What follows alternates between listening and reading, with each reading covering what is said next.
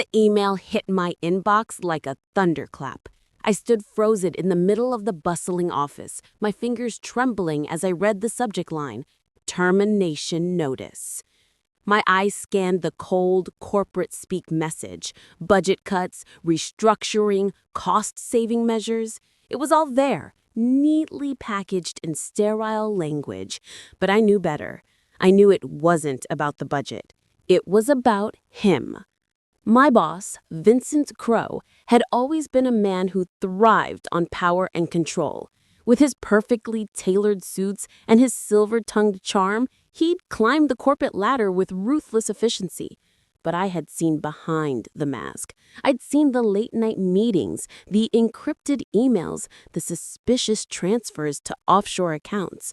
I'd seen the shadowy world Vincent had built for himself, a world he thought was untouchable. And now, he thought he could get rid of me?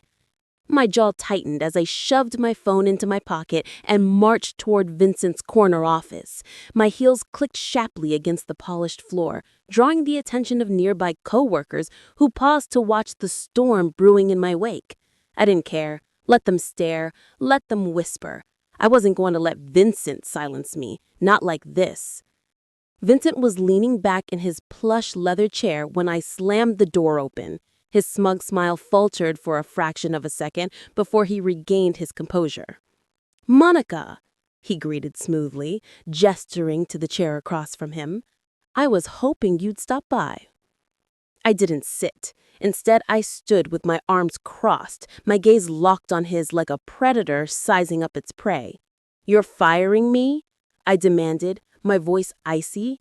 "After everything I've done for this company?"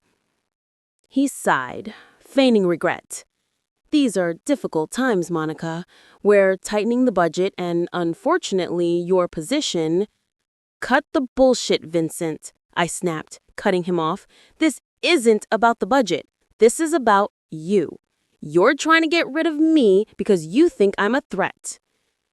His facade cracked, just for a moment. A flicker of unease crossed his face before he forced another smile.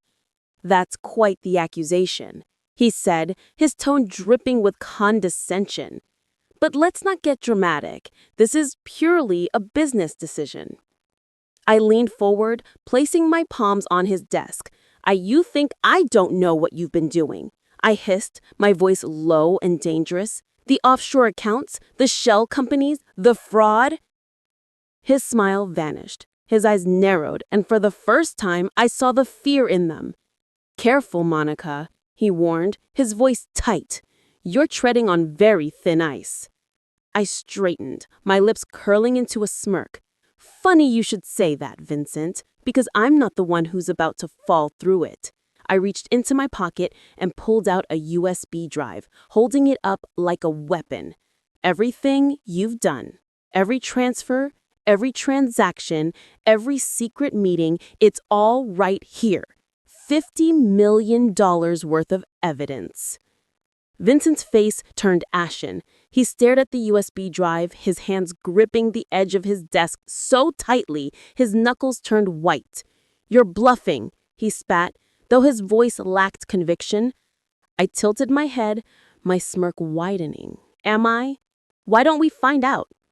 I turned on my heel and strode toward the door, pausing only to glance over my shoulder. "Oh, and Vincent, you might want to start looking for a good lawyer." The door slammed shut behind me, leaving Vincent alone with the weight of his unraveling empire. Outside, I took a deep breath, my heart pounding in my chest. The war had only just begun. Before I tell you what happened next, please take a second to hit the like button and subscribe. It really helps us grow. Now, back to the story.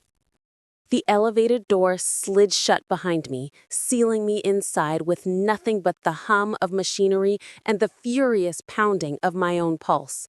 I exhaled sharply, gripping the USB drive like a lifeline. It was real. Every transaction, every offshore shell company, every dirty secret Vincent Crowe had buried, I had it all. But I wasn't safe yet. My phone buzzed in my pocket. A block's number. I hesitated before answering. Monica. Vincent's voice was silk over steel. Let's not be hasty. I scoffed. Hasty? You fired me 10 minutes ago. A mistake, he said smoothly. Come back upstairs. We'll discuss severance.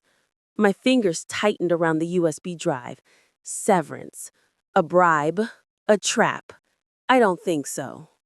The elevator dinged open to the lobby. I stepped out, scanning the space. Security guards at their post, receptionists typing away, all oblivious to the war raging above them. Then I saw him, a broad-shouldered man in a dark suit, leaning against the marble reception desk. His cold gaze locked onto mine the second I stepped into view. Vincent's enforcer. My stomach dropped. I pivoted sharply toward the side exit, but another suited figure appeared, cutting off my escape. They were boxing me in. My phone buzzed again. Another text from Vincent. You really think I'd let you walk out of here with that? My mind raced. I couldn't fight, couldn't run, but I could play the game. I turned on my heel and strode straight for the nearest security guard, flashing my old ID badge. I said, call the police. Tell them Monica Velez has evidence of corporate fraud and that Vincent Crow just sent his goons to silence me. The guard blinked, confused, but reached for his radio. The suited men froze.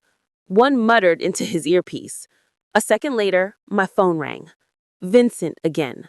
I answered. You bitch, he snarled, all pretense of calm gone. You're dead. You hear me? Dead. I smiled. Try me. I hung up, dropped the phone into a nearby trash can, and walked straight out the front doors, past the stunned guards, past Vincent's furious lackeys, into the swarm of midday foot traffic. I wasn't just a fired employee anymore. I was a whistleblower with a $50 million target on my back. And Vincent had no idea how hard I was about to hit him.